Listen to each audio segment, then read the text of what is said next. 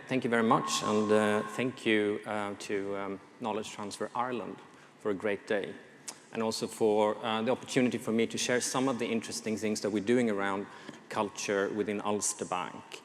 And I think we've heard many perspectives here today, very many interesting perspectives, but I think a lot of it boils down, if we want to be able to share knowledge and work with each other, we need to be incredibly good at collaboration, and that in itself is a social technology. So a lot of what I will be talking about today is the challenges with that and the opportunities. So I don't think it comes to anyone's surprise that the banking industry has changed enormously over the last 5 years, but will change even more so over the next 10 years. And there are many drivers for that. Technology being one, new types of technologies. We all hear things like blockchain, machine learning, algorithms being the new IP. That kind of doesn't matter what industry you're in these days. You need to be a technology firm to a certain degree. Another driver is internationalization or globalization. For us in the financial services and banking sector, it's particularly driven by the European Union. And there's a number of big regulation coming into the market around data privacy, but also around new payment services directives, which forces banks to open their systems through APIs to third parties, so that other people can build on top of the data that customers have that sits in banks. And last but not least, we have an enormous change in how we as people use technology. I mean, there's a lot of talk about disruption and technology being disruptive. My personal view is that technology really doesn't disrupt. What changes things is when we change our behavior. And increasingly, people do things with their mobile phones or with technology, with new interfaces that completely restructures industries as a consequence of it. And we've seen lots of industries that have already been through this. You know, there was a time when the companies referred to themselves as record companies, making, selling, distributing records. Well, in this world with Spotify, etc., no one is a record label anymore. So that's just one of many examples of industries that are being disrupted as a consequence of the change in human behavior. And the same sort of enablers is affecting banking. Let's see if we can get this going. No. There we go. And I'm just going to give a very simple illustration of that. Mobile banking. Mobile banking today is exploding. In Ulster Bank, about 35% of our active customer base is active on mobile banking. And that has more than doubled in the last 3 years. And in fact, as a channel, it's the only channel that is growing. Even banking online is slowly diminishing, so everyone is moving to the mobile.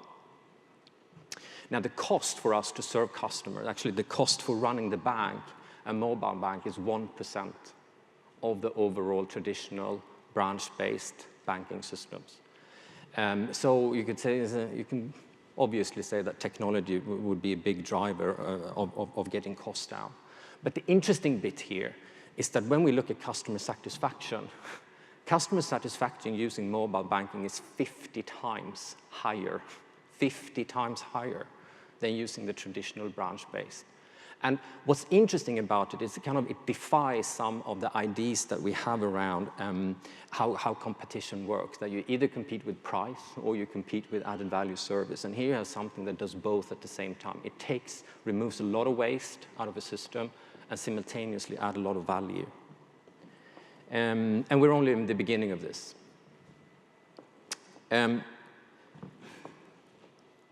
This change of technology, regulation, and customer behavior is driving us into a completely new world, an interconnected world where platform economies are taking over. We no longer compete as actors in isolated systems, but we compete by collaborating who has got the best ecosystem. And this forces companies to rethink how we work. And for banking, that I would argue is almost like the last vertically integrated local industry on earth. Banks do everything themselves, and they're regulated locally, suddenly being opened up to very different world.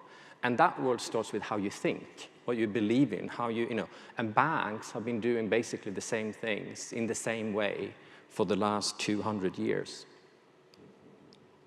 So, the things that we are confronted with as a business culture is things like, how are we going to work with collective intelligence, co-creation, collaboration, and partnership, completely new partnership, when we are so siloed internally. We can't even collaborate internally. How are we going to collaborate with partners externally? And this, I think, is an interesting kind of overview of types of cultures and the challenges of banks. This is not just Ulster Bank. This is any bank. I'm Swedish, and I've come from a banking industry that's probably 10, 15 years ahead of the one that is here in Ireland due to a lot of factors.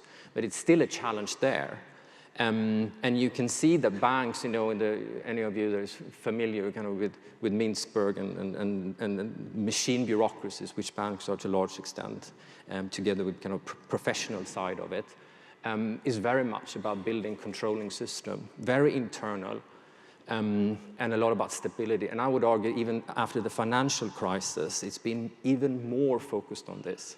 It's been a very, very almost, I would say, survival strategy, recovering strategy, looking at your internal processes, systems, risk culture, and all of that. While we know if we're going to be successful and grow and be able to compete on an EU-wide scale, we need to quickly move into a much more flexible and externally focused way of working. Enormous challenges for our culture. And also, we realized that just implementing new business strategy is not going to do it, because if there's something we know as a bank, is that thinking leads to a lot of insights, but not necessarily to real change. What makes people do things differently is when we feel stuff. Feeling, it doesn't matter what change you want to go through. You can read all the material there is in the world about the lethal, consequences of smoking. But knowing that won't necessarily change your mind. It's something else that is required. And you can, just looking at this picture, you can go, banking culture, which side? Do we play over there or do we play over here?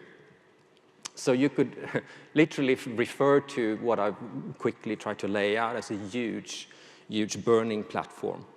I guess, if there ever was a case for change for an industry, here's one for banking and financial services.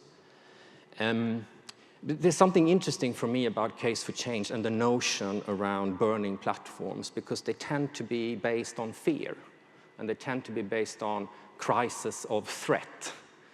And if I could go back, if you end up in fear and crisis of threat, you easily see what type of energy that comes out of that. It's not necessarily positive energy.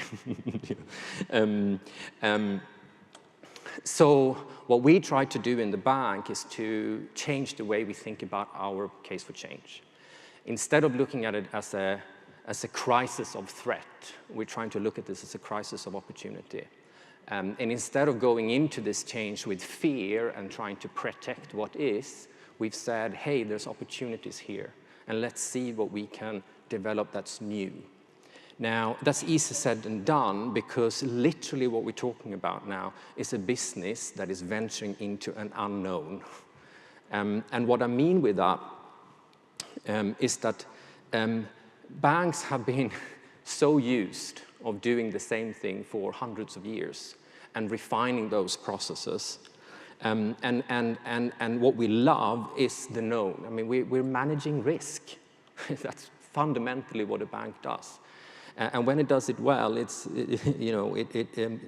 society really benefits. And when we fail, we know what happens. So we love that comfort zone where what we do is things that we always done and know. And suddenly we are saying, in order for us to grow into the future, we need to kind of venture into the unknown. And that's about the new and the experimental. And the minute you say that in a banking culture, everyone gets incredibly nervous, as you probably understand. So you come in and you're talking, we actually need to take some risk here. And this is the law of diffusion of innovation. It's been around for a long time, common knowledge. And it talks about how new ideas and behaviors and technologies enter into society and then spreads into society with innovators, early adopters, etc. And that's common knowledge. But what's less common knowledge, what's very, very important is that the kind of the diagonal line here, which is the black thick line, high on the left, that is really risk profile. So that's the risk profile of an individual. And a lot of what we heard today is industry and academia partnering around startups, right? And we had a previous speaker that talked about the correlation between risk and value. But what's amazing about entrepreneurs and innovators is that they take risk. And they're able to, they're able to see something that doesn't yet exist. While if you're a laggard, you can only believe in what have already been done and proven. And that's how you minimize risk. I won't do this unless it's already been proven. So you have your personal risk profile on one end, but in an industry that is so quickly changing direction, then the institutional risk profile is the dashed line, the other diagonal, i.e., the less you do, the higher the risk. I mean, if you don't do anything as a bank, if you just continue doing what you're doing, what's death like as a change, right? It's the ultimate change.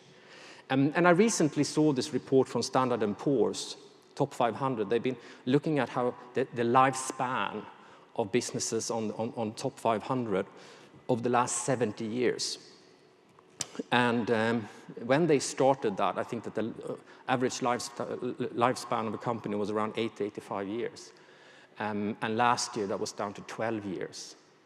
So you see, like, even though we as human beings seems to increase average life, companies and organizations seems to go in the reverse direction. So we kind of looks like we are quite bad at managing change. So what we decided to do in the bank was that we can't just we have to recognize risk, and we need to start to take calculated risk. And how do you do that? Well, you can't just rely on luck. You have to rely on skill. And I think that this is where it really becomes part of the discourse that we have today, because the bank now needs to start to seek new knowledge that doesn't necessarily exist inside the bank, but outside the bank. And how do we start building those partnerships and flows of knowledge and information, not only with people that would not necessarily compete with us, but actually people that might directly compete with us. Because the only way we will be able to compete if we actually collaborate in some of these areas. So we quickly identified if we want to start building a culture of innovation, we need to build skills.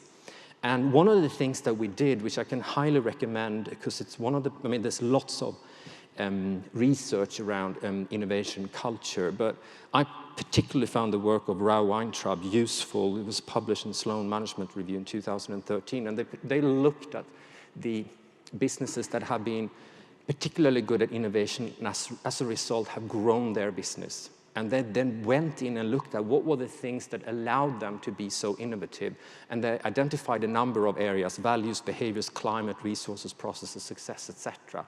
And then they also developed almost like a self-assessment tool, which is what we used in the bank, among the leaders in the bank. And we tried to understand, where do we start and where's our opportunity? So one part of this is kind of understanding your starting point and then setting yourself some objectives into the future.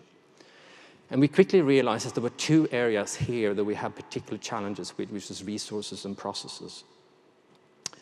And when it came to that, we realized that we are heavily relying on a leadership philosophy that stems from almost like an industrial era, where managers in the business, particularly for managing risk, It's about tasks and resources, making people agree around things, making people like it. We project things linearly into the future.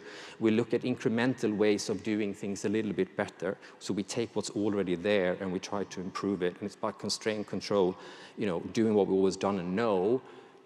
And we took the view that what we need to add to that is a completely new set of leadership skills. Suddenly, we need to be able to facilitate shared purpose with partners. We need to kind of, instead of trying to agree on every little detail, we need to start focusing on, is this the right direction? Imagine possibility, getting people to collaborate, not put people into boxes, but actually say, if we're going to deliver an integrated customer experience, we need to get people from across the business to work together. So we identified this as a leadership challenge. And also structural challenge, because banks are, by definition, the Mintzberg kind of incredibly hierarchical and bureaucratic. And we haven't cracked this, by the way. We're still struggling with this. But one thing that we realized very early on in our journey, which started about a year ago, was that we need to find a way of building networks within the business that can start collaborating and innovating across functions. And that wouldn't just include people internally in the bank, but also partners and customers. But a huge structural challenge. So the view that we took, the management team, was we need to do two things simultaneously. First of all, we need to make sure that we equip our leaders with some new skills so they can help us be more innovative and seize the opportunities in this future. But that's not enough. We also, what we call, need to lift the ceiling. We actually need to get everyone in the bank to understand what we're doing, why we're doing it, but also contribute to it. So, as a consequence of this, we put together a bank-wide program that we call Bounce, which also the nature of this program was a collaboration. So in the past, the bank would typically have gone, we need some innovation. Let's go to HR, they go to the training, and somewhere down the line, there's some courses offered, and people can sign up to it, the traditional way of doing things. And we decided this time to do it quite differently. First of all, we decided to do it as a collaboration across the business. Use the resources that we had, of course, that were good at orchestrating things from the academy, but we would mobilize people from across the business. That was the first thing we did. The second thing that we decided to do was to actually put this program together in an agile way. So from the moment we decided to do this to the time it took to actually launch it with an MVP and pilot it, it took 3 weeks.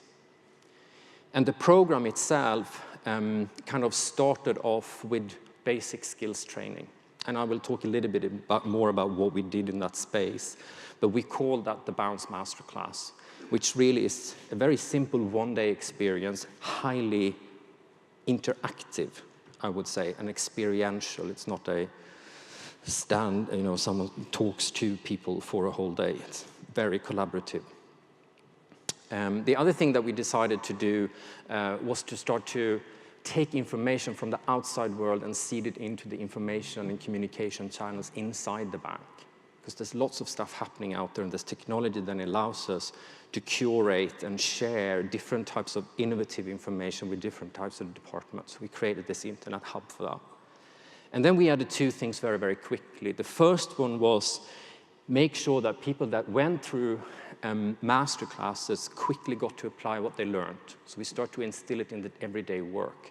So we did a whole train the trainer program around how you can become a facilitator of Bounce clinics and how you can start applying this in your particular area or getting people from across the business together to solve problems. And the final thing which we added was use this program to then implement a much more agile way of working to start changing how we work. And there's particularly 6 things that we've been trying to address in becoming more innovative from a skills perspective. One thing is very much around mindsets, how we think. We have a strong belief that actually how we look at the world and how we think about it, if you change that, you will change, it's easier to change behaviors. So we focused on 3 particular mindsets, which was about innovation, customer centricity, and connectivity and collaboration. And then we give 3 very practical tools. Lean methodology, which is the notion of you can take out waste and put in value simultaneously, and you start to optimize process instead of just traditional resources. Lots of it around design thinking and customer at the center of that. And the final one was training in Agile way of working. And when we kicked this off in October last year, since then we have had almost 600 people going through this program. And we've run, I mean, I've stopped counting now how many clinics we've done. We literally just kicked off our Agile scale-up program. And we now have dedicated resources inside the bank that is literally taking out of the existing structure and working cross-functionally. And a number of things have happened to this. So we sat down recently, the people that were kind of behind it and still kind of orchestrating this, and tried to get some learnings from that. And I think that one thing that we did, which I can really recommend people to do, by the way, I love this quote. It's from one of my favorite writers, Ursula Le Guin. She's a Canadian anthropologist. You always have to defend the imagination against idiots. Because one of the things that we decided to do was really to resist the resistors. So we knew that we would hit up old truths about how we should work as a bank and whatever that wouldn't necessarily be constructive for us. And from the beginning, you know, there was an urge in the bank to say, you know, let's go to the people that we know will be resisting this, and let's see if we can engage with them early. And my experience from having done similar things in other big organizations before, you know, my experience of that's the most effective way to kill great energy and great initiative. I mean, it's a little bit like, I used the analogy of a gardener. If you're planting a new plant, like where do you choose to put it? In the worst place possible, you know, or do you give it fertile grounds and sun so it can grow, you know, or think of a mother with a newborn baby deciding, maybe I should put it in the forest for a night, because if the baby survives that, maybe the baby will survive anything. So, you know, we decided that instead of trying to mobilize and argue and try to convince people that wouldn't necessarily take to this, we would do the opposite. So we didn't make this a mandatory program in the bank. We started off as a pilot. We spread it among some people. They came on. At the time, we didn't have a name for it. They loved it. They talked to their, you know, colleagues, and the people that were kind of drawn to the idea of the bank doing new things in new way got in contact with us and said, hey, can I get involved? And literally, we now have 600 people in the bank that is, you know, it's only 3,000 gone through this completely voluntary. No one needs to go a tick box. Did you do that? Is it part of something? It's simply because people now want to be part of it. And I guess that really taps into the power of building a movement to change culture. And I guess that is kind of how we look upon the way that we need to do this, mobilize people's passions and optimism and energy to do things in entirely new ways. So that's the how. So what has come out of that so far? Well, we will be on this almost for a year now. And I think that we're starting to see something. I was very proud that we were the first bank in Ireland to launch Apple and Google Pay, both Apple and Google Pay, which is a direct consequence of us allowing ourselves to think a little bit differently and, more importantly, work a little bit differently.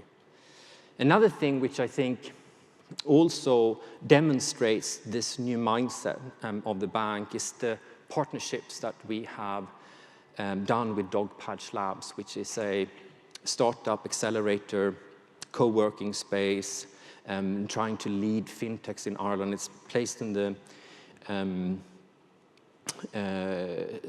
CHQ building.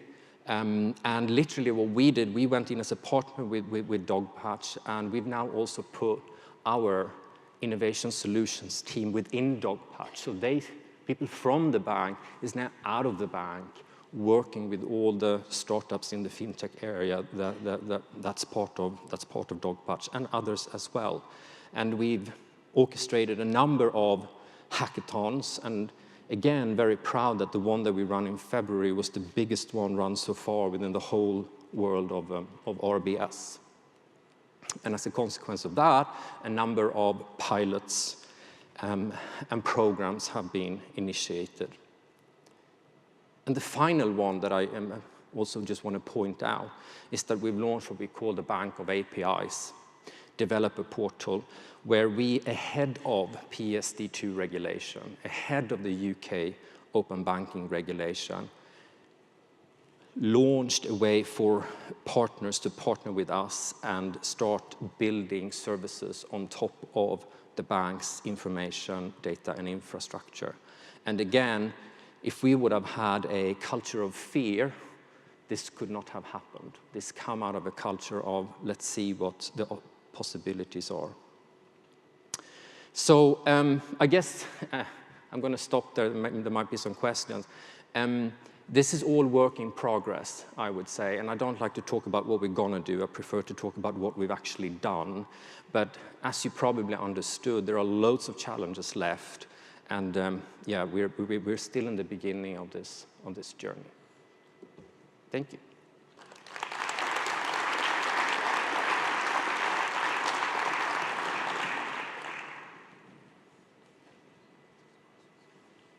Questions?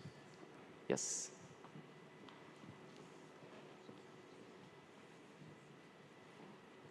Hi, Steve Donoghue from Nova UCD. First of all, David, that was very interesting. I'd also like to commend you to stand up in front of an Irish audience and talk about banks and innovation.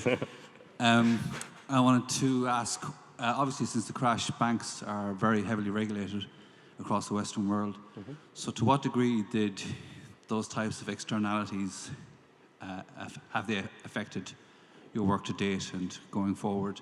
I'm just thinking about... Yes. Yeah, for me it's very interesting because I have worked in the financial sector in Scandinavia. I've also worked in the financial sector in Africa. And my last job before coming to the bank, I worked for Old Mutual in South Africa. And for me, what's interesting, and it's a cultural thing here, but if you start with Scandinavia, Sweden particularly had a huge financial crisis 15 years ahead of the Irish one and the global one.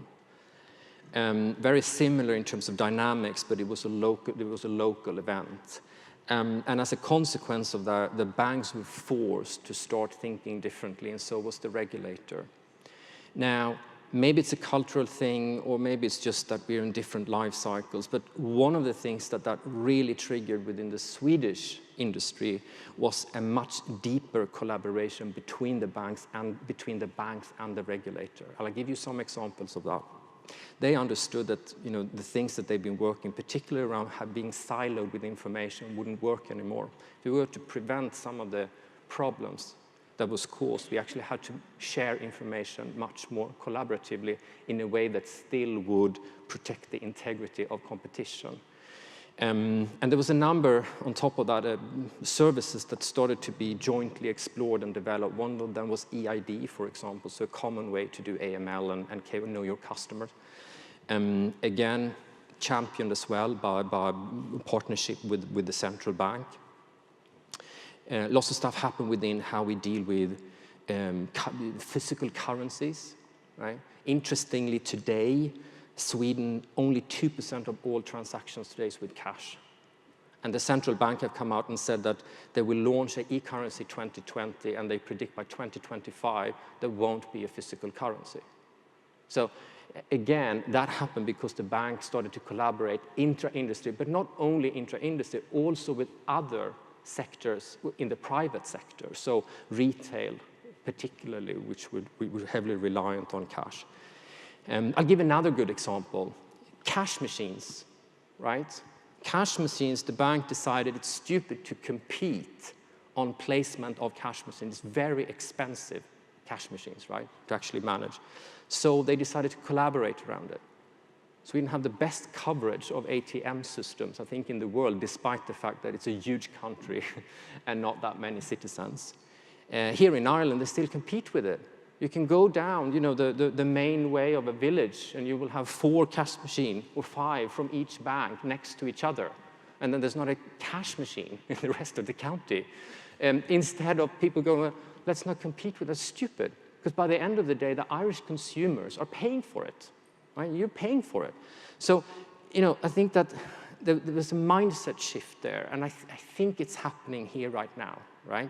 So I see now collaboration with the BPFI happening within the EID space, within peer-to-peer payments. There's an openness for banks to work differently. I'm starting to see openness from regulator as well. I think that what the skill here, the social technology skill, is to be able to see where do we actually have a shared purpose. So if it's about making banking more convenient, cheaper for the public, for the consumer, there's a real value to society, then we can align on how do we work to make that happen, right? So I think that that's the skill that is slowly being introduced.